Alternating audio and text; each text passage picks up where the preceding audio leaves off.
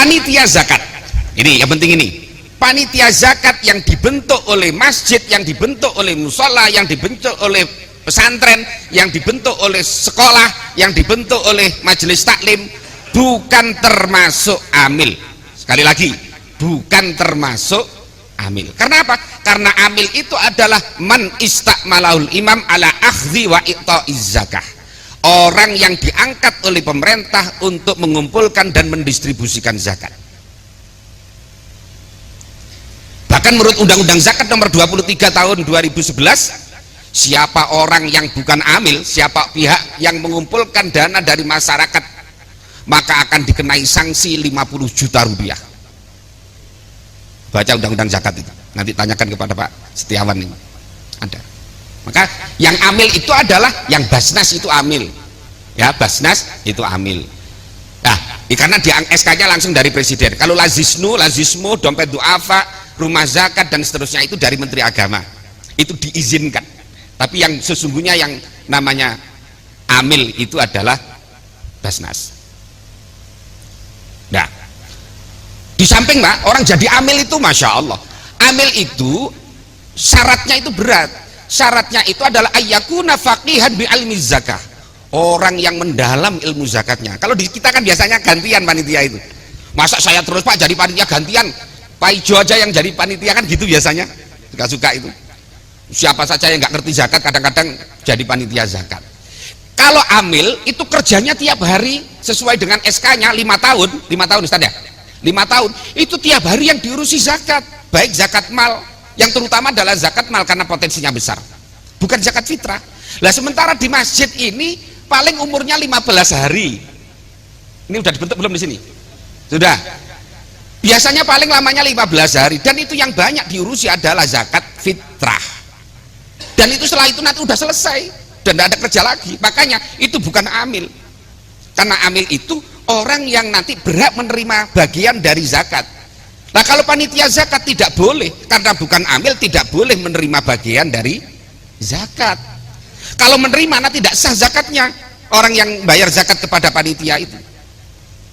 Satu. Yang kedua, perhatikan, panitia itu terus siapa? Panitia itu adalah wakil dari muzaki, wakil dari orang yang bayar zakat, bukan wakil dari mustahik. Karena wakil Pak, orang kalau bayar zakat berasnya tidak boleh dicampur, tidak boleh berasnya orang bayar zakat gini bayar zakat, berasnya diaduk dicampur jadi satu, tidak boleh lah. Wakil itu, wakalah itu adalah yadul amanah. Lah kalau umpamanya Ustadz Susno bayar yang harganya 15.000, Ustadz siapa namanya? Panjenengan? Fakrur umpamanya bayar yang harganya 13.000. Yang satunya Ustadz siapa? Yazid bayar yang harganya 10.000. Lah nanti dicampur. Lah katanya Ustadz Susno, loh, lah punya saya kan yang mahal, masa dicampur dengan yang itu? Yang pertama. Yang kedua, dalam kasus zakat fitrah, orang yang bayar zakat fitrah, orang itu bisa jadi juga berhak menerima zakat. Umpamanya begini, ada orang yang hari itu memang dia punya kelebihan makanan, karena kebetulan dapat zakat itu banyak hari itu, dia dapat zakat itu sekarung, berarti dia juga wajib zakat. Lah kok atau umpamanya begini, dia kebetulan hari itu barusan dapat duit banyak, beli beras cukup, hari dia bayar zakat, tapi sebetulnya orang ini berhak menerima zakat. Lah kalau beras ini dicampur oleh panitia, ada kalanya beras ini belum nyampe kepada mustahik, tapi berasnya bisa jadi kembali kepada, umpamanya Ustadz saya panitia zakat, ini bayar sebagian, udah saya campur di sini. Pertanyaan saya, kalau orang bayar zakat kepada panitia ini sudah nyampe kepada mustahik belum? Belum kan? Ini saya campur. Kalau saya campur, ini bisa jadi nanti Ustadz dapat bagian. Lah kok termasuk bagian dari berasnya sendiri? Berarti jeruk makan jeruk, berarti panitia tidak yadul amanah. Udah tidak dapat bagian, nyampur tidak boleh, dosa nyampur. Yang ketiga, biasanya data fakir miskin itu dari siapa? Pak RT. Pak RT kan? Pak RT-nya ngaji enggak? Pak RT-nya ngerti nggak siapa yang disebut dengan fakir, siapa yang disebut dengan miskin, siapa yang disebut dengan sabilillah, siapa yang disebut dengan ibnu sabil dan seterusnya. Jangan kayak kasus BLT. bantuan langsung tunai itu, kalau Pak RT daerah saya itu yang dikasih itu ternyata besannya, ponaannya, pamannya, adiknya, menantunya. Lah kalau zakat juga datanya seperti itu, akhirnya panitia zakat memberikan kepada yang tidak berhak. Kalau zakat diberikan kepada yang tidak berhak, sama dengan belum membayar zakat, dosa panitia, Pak RT juga.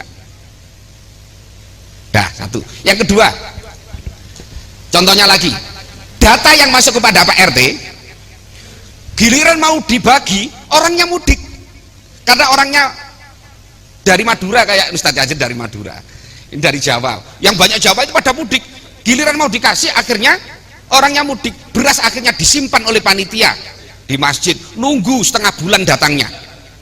Lah padahal paling akhir mendistribusikan zakat fitrah adalah ghurubus syamsi tanggal 1 Syawal. Kalau lebih dari itu berarti dosa. Udah panitia ini tidak dapat bagian, nyampur tidak boleh, terlambat dosa, salah juga dosa.